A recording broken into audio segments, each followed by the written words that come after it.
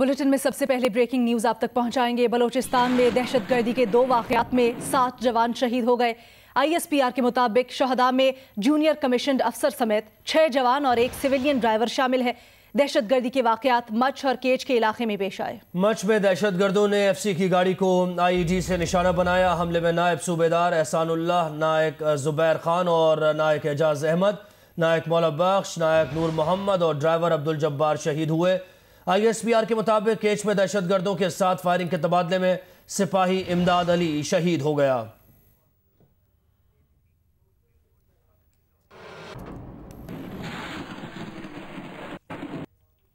अहम समात की बात करेंगे। कोरोना वायरस अज खुद नोटिस केस की सुप्रीम कोर्ट में आज भी समात जारी है। कोरोना से मुतल्लिक इखराजात पर वजाहत के लिए चेयरमैन NDMA अदालत में मौजूद हैं। नुमाइंदा जियो न्यूज़ आसिफ बशीर चौधरी ने हमें ज्वाइन किया है। आसिफ, केस की समात का अहवाल क्या है आपके पास? जी, chief justice Pakistan justice Gulzar Ahmed की सरबराही में 5 रुकनी लार्जर बेंच कोरोना अस्कुद नोटिस केस की समात कर रहा है। और कल अदालत ने जो कोरोना के फंड के ऊपर क्वेश्चन उठाए थे, उसके बाद आज चेयरमैन NDMA अदालत के अंदर मौजूद हैं। और ताहम आज जब समात शुरू हुई तो चीफ जस्टिस ने कहा कि हमारी तशवीश इखराजात से मुतल्लिक नहीं है, हमारी तशवीश सर्विसेज के मयार से मुतल्लिक है। चीफ जस्टिस ने कहा कि कोरोना का टेस्ट कराने वाले शख्स को मालूम नहीं होता कि उसका कोरोना पॉजिटिव है या नेगेटिव। सरकारी लैब से कराए जाने वाले टेस्ट में कोरोना पॉजिटिव दिखाया जाता है, जबकि प्राइवेट लैब से करवाए जाने वाले टेस्ट में अक्सर ये नेगेटिव आता है। लाहौर रजिस्ट्री और इस्लामाबाद हाई कोर्ट के जो मुलाजमीन थे, उनके टेस्ट भी इसी तरह आए। चीफ जस्टिस का ये कहना था कि सरकारी लैब का जो नतीजा है वो आखिर गलत क्यों आता है। इसके अलावा चीफ जस्टिस का ये भी कहना था कि हम डॉक्टर्स और तिब्बी अमले को सलाम पेश करते हैं, लेकिन उनके अंदर जो खराब लोग हैं वो हमारे लिए तशवीश की वजह हैं। चीफ जस्टिस ने करंतना मराकज़ पर भी अपने रिमार्क्स में कड़ी नुक्ताचीनी की और उनका ये कहना था कि लाहौर एक्सपो सेंटर और इस्लामाबाद में कई करंतना सेंटर्स में लोगों की वीडियोस देखने को मिल रही हैं जिसमें लोग इंतहाई गुस्से में हैं और वो बाहर से आने वाले लोगों को कह रहे हैं कि वो पाकिस्तान ना आए। ये कैसे करंतना मराकज़ हैं जहां पर 10-10 लोगों को इकट्ठे रखा जाता है। ठीक है, और ये समाज जारी है। आपसे वक्तन फवक्तन अपडेट्स लेते रहेंगे। बहुत शुक्रिया आसिफ बशीर चौधरी। लाहौर में ट्रांसपोर्टर्स की हड़ताल दूसरे रोज भी जारी है। मुसाफिर बसेस के बगैर छोटी छोटी वैगन्स में सफर करने पर मजबूर हैं। वैगने आज भी SOPs के बगैर गाड़ियां चला रहे हैं और पूछने वाला इनको कोई नहीं है। इससे मुतल्लिक हमें रिपोर्ट करेंगी उम्मे फरवा। हुकूमत और ट्रांसपोर्टर्स के दरमियान मामलात बदस्तूर खराब। लॉकडाउन में नरमी के बाद बसें आज भी न चल सकी। मुसाफिर रुल गए और ईद अपने आबाई घरों और अपनों के साथ मनाने के लिए जगह जगह बस अड्डों पर जाते दिखाई दिए। बसों की अदम दस्तयाबी पे मुसाफिर दूसरे शहरों को जाने के लिए वैगनों पे बैठने पे मजबूर। दूसरी जानिब अड्डा इंतजामिया मौका से फायदा उठाते हुए मुसाफिरों को भेड़ बकरियों की तरह वैगनों में ठोस रहे हैं। लारी अड्डे पर तमाम SOPs हवा में उड़ा दिए गए। उन्हें मॉनिटर करने वाली जिला इंतजामिया भी मंजर आम से गायब। सिक्योरिटी के भी खातिर ख्वाह इंतजाम नहीं। मुसाफिरों को कहना है कि पेट्रोलियम मसनूआत की कीमतों में कमी का किरायों पे कोई फर्क नहीं पड़ा, मनमाने किराए लिए जा रहे हैं। कैमरामैन एरातान के साथ मैं फरवा, जियो न्यूज़ लाहौर। उधर सरगोदा में दूसरे रोज भी पब्लिक ट्रांसपोर्ट नहीं चलाई जा सकी। अपने घर ईद के लिए जाने वालों को मुश्किलात का सामना है। रिपोर्ट करेंगे मलिक मोहम्मद असगर। जी, सरगोदा में आज दूसरे रोज भी पब्लिक ट्रांसपोर्ट बहाल ना हो सकी, जिसकी वजह से मुख्तलिफ शहरों में सफ़र करने वाले लोगों को शदीद मुश्किलात का सामना करना पड़ रहा है। ट्रांसपोर्टर्स का कहना है कि ज़िले इंतज़ामिया का ये मौक़िफ़ है कि गाड़ियों में 50% नशिस्तें खाली छोड़ी जाएंगी, जबकि 20% जो किराया है उसमें भी कमी की जाएगी। ट्रांसपोर्टर्स का ये मौक़िफ़ है कि इस सूरत हाल में वो किसी सूरत भी अपनी गाड़ियाँ नहीं चला सकते। जुज़वी तौर पर इंटर डिस्ट्रिक्ट जो गाड़ियाँ चलाई गई थी, लेकिन दीगर ट्रांसपोर्ट के कहने के बाद वो गाड़ियां भी बंद कर दी गई हैं। शहरियों का यही मुतालबा है कि किसी न किसी सूरत में ट्रांसपोर्ट बहाल हो ताकि लोग अपने अपने घरों में जाकर ईद की खुशियां मना सकें। जी, लाहौर शहर में ख़रीदारी का सिलसिला जारी है। ताहम छोटी बड़ी मार्केट्स खुली हुई हैं। ताहम ख़रीदारों और दुकानदारों की तरफ से मास्क और एहतियाती तदाबीर इख्तियार नहीं की जा रही। तफसीलात बताएंगे जवाद मलिक। जी हम इस वक्त Islamabad town cream block market में मौजूद है। हाँ, देख रहे हैं कि ख़वातीन बड़ी तादाद में हमें ख़रीदारी करते नज़र आ रहे हैं। कल से चूँकि शॉपिंग मॉल और तमाम छोटी बड़ी होलसेल मार्केटें भी खोल दी गई थी, खासा रश नज़र आ रहा है, लेकिन लोगों की तरफ से वो एहतियाती तदाबीर हमें नज़र नहीं आ रही, जिसकी लोगों को चाहिए कि एहतियाती तदाबीर करें, मास्क इस्तेमाल करें, सैनिटाइज़र दुकानों पर नज़र आए, वो हमें नज़र नहीं आ रहा। दुकानदारों की तरफ से भी वो एहतियात नहीं है और जो ख़रीदार हैं उनकी तरफ से भी वो एहतियात नज़र नहीं आ रही। तो इसलिए कोरोना का जो इशू है वो बदस्तूर मौजूद है और हमें लग रहा है कि चूँकि आजकल चूँकि रमज़ान है, दिन के वक्त लोगों ने रोज़ा रखा होता है, लेट उठते हैं, तो रश जो होता है वो 3 से 5 बजे के दरमियान होता है। तो हम लोगों की तरफ से ये कहा गया कि इसका दौरानिया बढ़ाया जाए और शाम चूँकि आजकल गर्मी होती है तो इसको रात 10 बजे तक किया जाए। तो हम इस वक्त छोटे बड़े बाज़ारों में रश नज़र आ रहा है, लोग नज़र आ रहे हैं और ख़रीदारी करते नज़र आ रहे हैं भरपूर तरीके से। पेशावर के बाजारों में भी ईद की शॉपिंग जोरों पर है। दुकानदार हो या गाहक, कोई भी SOPs का ख्याल नहीं कर रहा। इस हवाले से अपडेट्स लेते हैं। नादिया सुबूही हमें ज्वाइन करी हैं। नादिया, क्या वजह आ रही है? लोग SOPs पर क्यों अमल नहीं कर रहे और क्या ज़िला इंतजामिया इसका कोई नोटिस नहीं ले रही? जी, मैं सिर्फ पेशावर सदर गोरा बाजार में मौजूद हूँ, जहाँ ख़वातीन मर्द बच्चों की बड़ी तादाद शॉपिंग के लिए आई हुई है।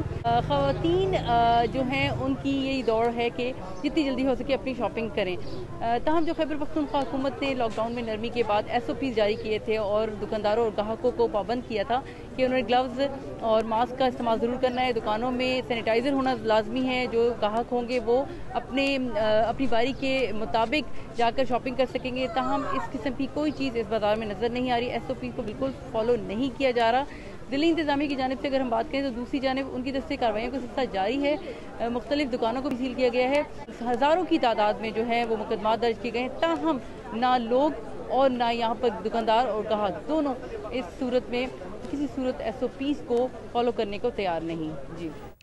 और कराची के मॉल्स आज 2 माह बाद सुबह से ही खोल दिए गए। तारिक रोड पर मॉल्स के अमले और दुकानदारों ने दुकानें सजाना शुरू कर दी हैं। खरीदार ईद शॉपिंग के लिए मॉल्स आना शुरू भी हो गए हैं। अली इमरान सैयद तारिक रोड के एक मॉल पर मौजूद हैं, उनसे जानते हैं तफसीलात। जी, मैं तारिक रोड के मुकाम पे एक मॉल में मौजूद हूँ। कल सुप्रीम कोर्ट की जानिब से इजाज़त के बाद आज ये मॉल्स खुले हैं। कराची भर के मॉल्स खुल गए हैं और ये तकरीबन 2 महीने के बाद ये मॉल्स खुले हैं, जिसके बाद यहाँ के मुलाजमीन भी आ गए हैं। यहाँ पे जो मुख्तलिफ ख़रीदार हैं वो यहाँ पे पहुँच रहे हैं और ये कि जब वो पहुँचते हैं तो उनको सैनिटाइज़ करने की कोशिश की जाती है, इन्फेक्ट करने की कोशिश की जाती है और ये कि अपने तई जितने भी हिफाजती इक़दामात हैं वो किए जा रहे हैं। मास्क जो ख़रीदार हैं वो भी पहन रहे हैं और जो आमद का सिलसिला है ख़रीदारों की वो जारी है। मॉल्स कराची के खुल गए हैं। कोरोना से मुतल्लिक आदाद शुमार शामिल करें। मुल्क में कोरोना से पिछले 24 घंटों के दौरान मजीद 36 अफराद इंतकाल कर गए हैं, जिससे मजमूई तादाद 966 हो गई। पाकिस्तान में गुज़श्ता 24 घंटों के दौरान 1841 नए मरीज सामने आ गए। गुज़श्ता 24 घंटों के दौरान 13,000 के करीब टेस्ट किए गए। पाकिस्तान में कोरोना टेस्ट की तादाद 4 लाख से ज्यादा हो गई है। और दुनिया की दीगर ममालिक की सूरत हाल कुछ यूं है कि ब्राज़ील कोरोना वायरस के मरीजों की तादाद के हिसाब से अब तीसरे नंबर पर आ गया है। यहाँ मरीजों की तादाद 2,55,000 से ज्यादा हो गई है। भारत की बात करें तो वहां पर मरीजों की तादाद 1 लाख से ऊपर चली गई है। अमेरिका में मरीजों की तादाद 15 लाख से ज्यादा हो चुकी है, जबकि रूस में 2,90,000 मरीज हो चुके हैं। और बरतानिया में 2,47,000, स्पेन में 2,31,000, इटली में 2,25,000, फ्रांस में 1,80,000 और जर्मनी में मरीजों की तादाद 1,76,000 से जायद हो चुकी है। आपको बताएं कि वर्ल्ड हेल्थ असेंबली के 100 से ज्यादा रुकन ममालिक ने कोरोना वबा से निपटने में आलमी इदारा सेहत के रद्द अमल की तहकीकात का मुतालबा कर दिया है। इदारे के डायरेक्टर जनरल ने खामियों का एतराफ़ करते हुए कहा है कि इदारा अपने इकदाम का आज़ादाना जायजा लेगा। अमरीकी सदर डोनाल्ड ट्रंप ने धमकी दी है कि अगर आलमी इदारा सेहत ने खुद को चीन के असर से आज़ाद ना किया और 1 माह के अंदर ठोस बेहतरी ना आई तो वो इदारे के लिए अमरीकी फंडिंग मुस्तकिल तौर पर मुंजमद कर देंगे। चीनी सदर का कहना है कि वायरस पर काबू पाने के बाद तहकीकात करवानी चाहिए। सदर ट्रंप ने WHO के डायरेक्टर जनरल टेड्रोस को लिखा है कि ट्विटर पर शेयर किया है, जिसमें कोरोना की वबा से निपटने में WHO की खामियों की निशानदही की है। इनमें वायरस के फैलाव की इब्तदाई रिपोर्ट्स को नज़रअंदाज करने और चीन से बहुत ज़्यादा क़ुर्बत के इल्ज़ाम भी शामिल हैं। ख़त में सदर ट्रंप ने लिखा कि WHO के मुसलसल गलत इक़दामात की दुनिया को इंतहाई संगीन कीमत अदा करना पड़ रही है। इससे पहले वर्ल्ड हेल्थ असेंबली के इजलास में एक करारदाद पेश की गई, जिसमें 100 से ज़ायद ममालिक ने कोरोना से मुताल्लिक़ आलमी इदारा बराए सेहत के रद्द-ए-अमल की तहक़ीक़ात कराने का मुतालबा किया। चीनी सदर ने वीडियो लिंक पर खिताब करते हुए कहा कि वायरस पर काबू पाने के बाद ही इसकी तहक़ीक़ात होनी चाहिए। मौसम से मुतल्लिक अपडेट करें आपको। कराची में आज से गर्मी की नई लहर आने का इम्कान है। अगले 2 दिन दर्जा हरारत 41 डिग्री तक जा सकता है। खलीज बंगाल में मौजूद समंदरी तूफान से पाकिस्तान की साहिली पट्टी पर कोई असर नहीं होगा। इस वक्त कराची का दर्जा हरारत 37 डिग्री सेंटीग्रेड है और 43 डिग्री सेंटीग्रेड महसूस किया जा रहा है।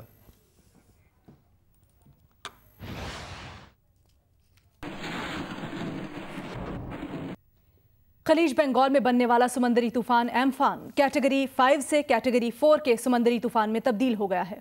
डायरेक्टर महकमा मौसमियात सरदार सरफराज के मुताबिक साइक्लोन कराची से 2300 किलोमीटर दूर और रुख शिमाल मशरिक की जानिब है। समंदरी तूफान कोलकाता और बांग्लादेश के साहिल के दरमियान टकरा सकता है। अब इसकी शिद्दत में भी कमी आई है, जो कैटेगरी 5 से कैटेगरी 4 के समंदरी तूफान में तब्दील हो गया है, जिसकी वजह से खलीज बंगाल में बनने वाला समंदरी तूफान एम्फान कमज़ोर होने लगा है। टकराने से कबल यह कमज़ोर होकर कैटेगरी 1 या 2 में तब्दील हो जाएगा। समंदरी तूफान से पाकिस्तान के साहिल को खतरा नहीं है। लाहौर में गर्मी का जोर बढ़ने लगा है। दिन में नाकाबिले बर्दाश्त धूप का सिलसिला शुरू हो गया है। महकमा मौसमियात का कहना है कि ईद पर भी मौसम गर्म और खुश्क रहेगा। दर्जा हरारत 43 डिग्री सेंटीग्रेड तक जाने का इम्कान है। रिपोर्ट करेंगी उम्मे फरवा। शहर 2 रोज से गर्मी की लपेट में है। कोरोना के बाद तेज धूप और गर्मी की शिद्दत ने शहरियों को घरों तक महदूद कर दिया। महकमा मौसमियात ने खबरदार किया है कि शहरी गर्मी से बचें और जरूरत के तहत ही बाहर निकलें। आइंदा आने वाले दिनों में दर्जा हरारत 40 डिग्री से बढ़कर 43 डिग्री तक जा सकता है। कम से कम दर्जा हरारत 26 डिग्री सेंटीग्रेड रहने का इम्कान है। गुज़श्ता दिनों होने वाली बारिशों की नमी हवा में ताहाल मौजूद है। हवा में नमी होने की वजह से आंधी चलने का भी इम्कान है। लाहौर का ज्यादा से ज्यादा दर्जा हरारत 36 और कम से कम 22 डिग्री सेंटीग्रेड रहने का इम्कान है। कैमरामैन सफदर अली के साथ उम्मे फरवा, जियो न्यूज़, लाहौर।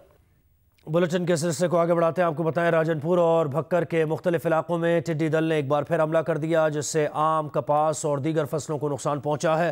राजनपुर के इलाकों रुझान, शाहवाली और कोटमिठन में टिड्डी दल ने एक बार फिर फसलों पर हमला कर दिया, जिससे कपास, आम और दीगर फसलों को शदीद नुकसान पहुंचा। भक्कर के मुख्तलिफ इलाकों में टिड्डी दल ने दोबारा फसलों पर हमला कर दिया। काश्तकार अपनी मदद आप के तहत टिड्डी दल को भगाने की कोशिश कर रहे हैं। डिप्टी कमिश्नर मूसा रजा के मुताबिक मुतासरा इलाकों में महकमा ज़राअत की जानिब से स्प्रे जारी है।